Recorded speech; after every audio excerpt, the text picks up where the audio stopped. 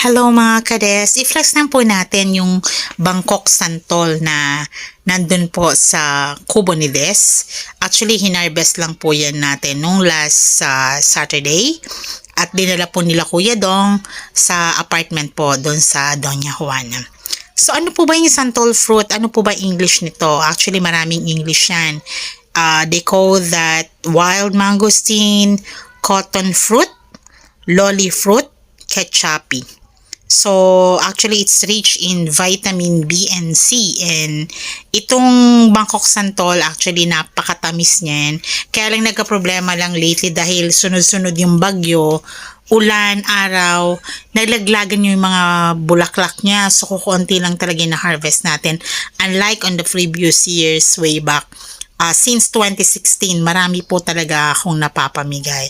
Pero still, kahit paano, natuwa naman din po yung ating binigyan.